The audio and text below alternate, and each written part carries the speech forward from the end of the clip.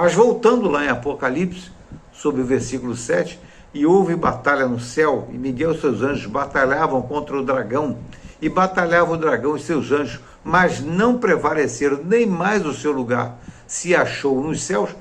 Olha só, parece que há uma contradição aqui, né? Nem mais o seu lugar se achou no céu. O que aconteceu então aqui? De fato aqui.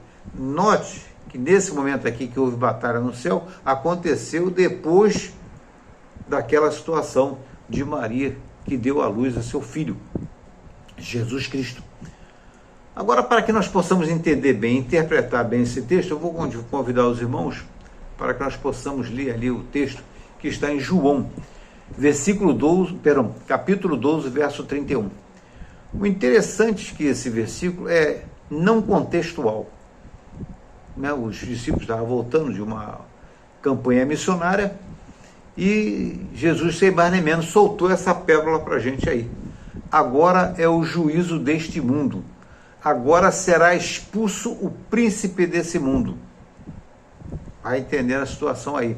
Vamos ver também esse mesmo relato lá em Lucas, capítulo 10, verso 18, que diz o seguinte, na mesma circunstância, um versículo não contextual, onde da boca de Jesus sai o seguinte, e disse Jesus, eu via Satanás como um raio caindo do céu. Se os irmãos forem ver lá, vê que não está contextualizado esse grito. Por que ele nos faz essa revelação, Jesus? Porque, na realidade, era fato consumado a vida de Jesus e o seu ministério que já estavam próximos da cruz. Então, Jesus já estava dando a dica para a gente do que ia acontecer a seguir. Ou seja, Satanás ia perder a sua condição de representante nos céus. Não é o que diz aqui? Agora será expulso o príncipe desse mundo. E nós vamos lá para Apocalipse 12, para entendermos esse príncipe desse mundo aqui, né?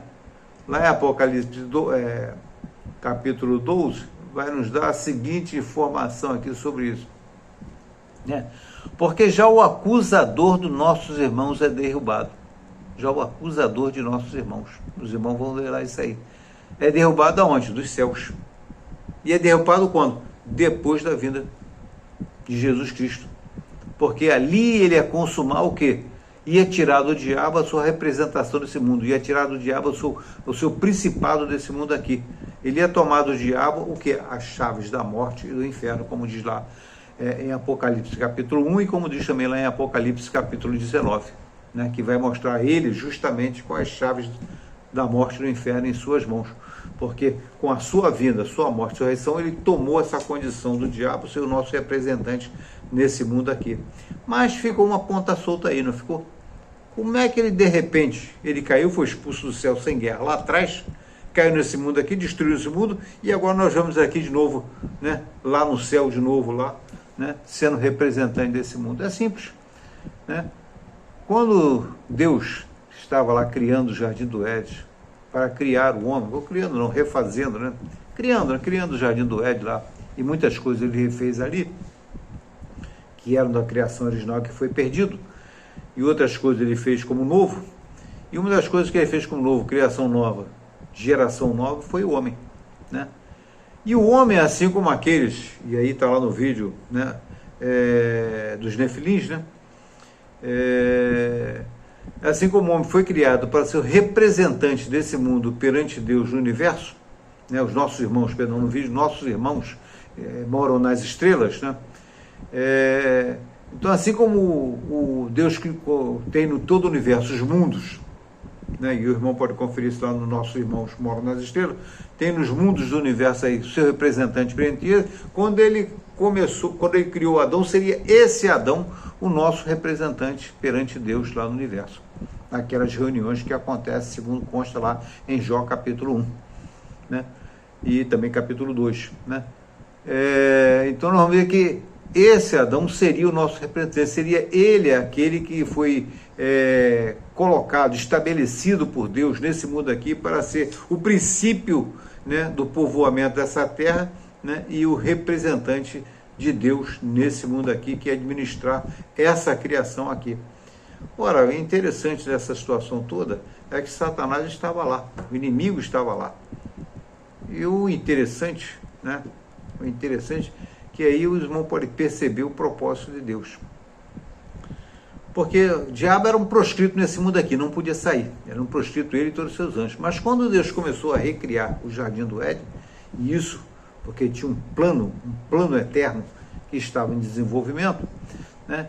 Então Deus começou a recriar esse jardim, esse mundo, começou a reformular esse mundo aqui e começou a criar ali o Jardim do Éden e começou a criar o homem. A pergunta que eu faço para os irmãos é: quem é que estava ali junto de Deus, ali vendo tudo isso acontecer?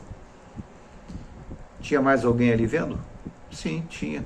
O inimigo estava lá. Então, enquanto Deus criava o Jardim do Éden, enquanto Deus criava lá o homem e tudo mais, né? Quem estava presente, tudo aquilo, vendo ali tudo acontecer, era o inimigo.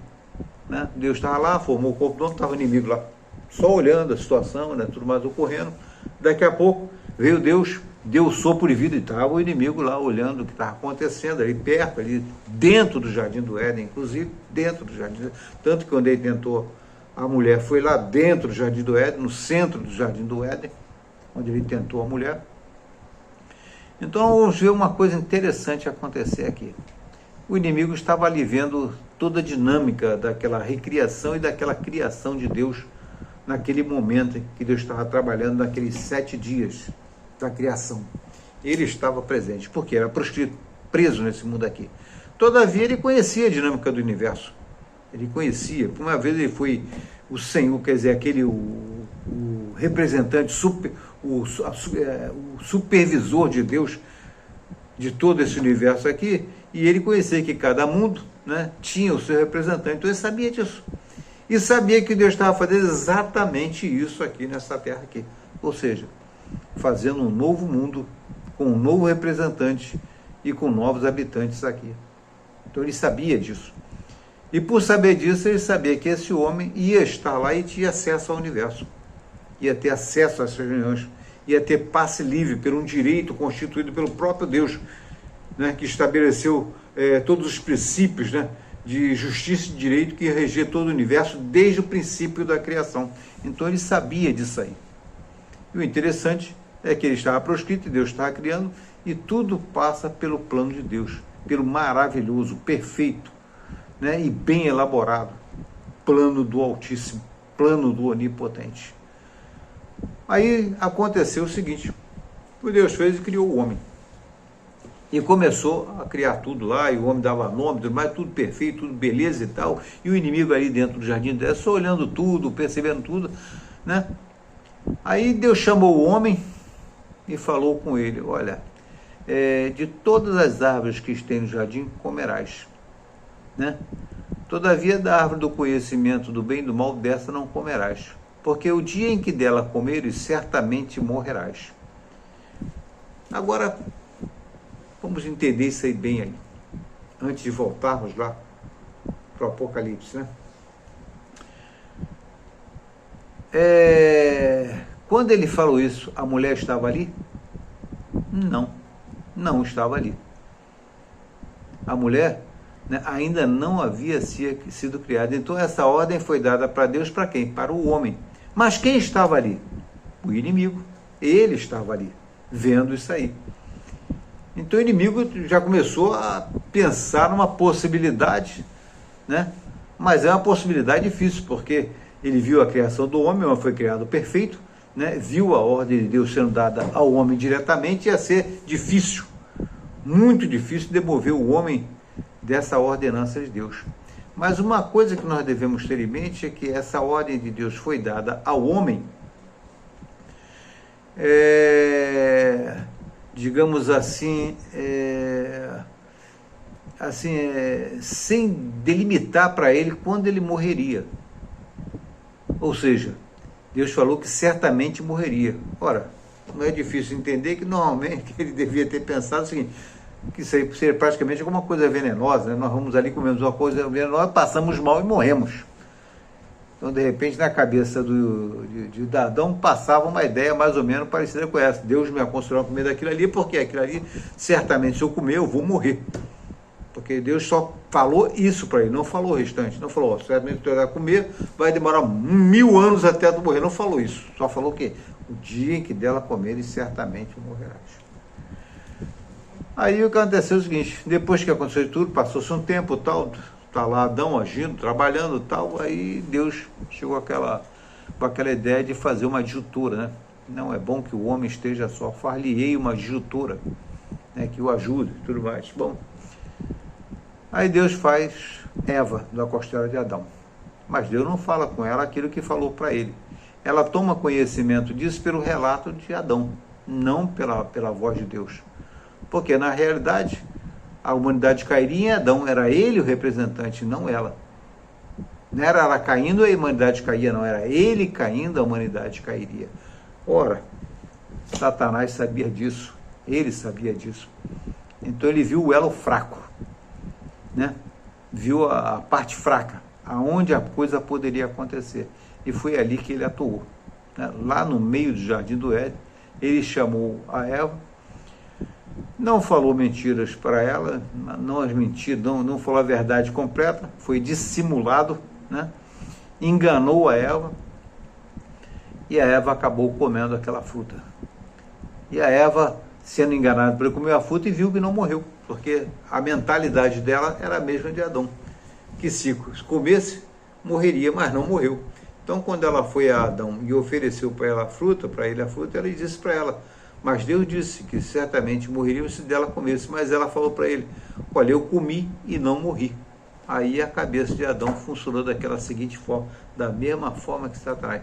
Será que Deus não quer que eu seja Deus? Será que Ele não quer que eu seja como Ele? Será que Ele está me escondendo alguma coisa? Será que Ele me enganou? Será que Deus me enganou? Então, em vez de ele ser plenamente obediente a Deus, ele de repente subiu no seu coração aquela situação, de repente, se eu como, eu vou saber, vou ser semelhante a Deus, vou ser igual a Deus, vou ser como Deus. E de repente é por isso que Deus não quer que eu coma essa fruta. E aí que foi que ele fez, a história, os irmãos já conhecem a história aí do que aconteceu depois disso aí. Bom, vou parar isso por aqui e vamos continuar esse estudo aí.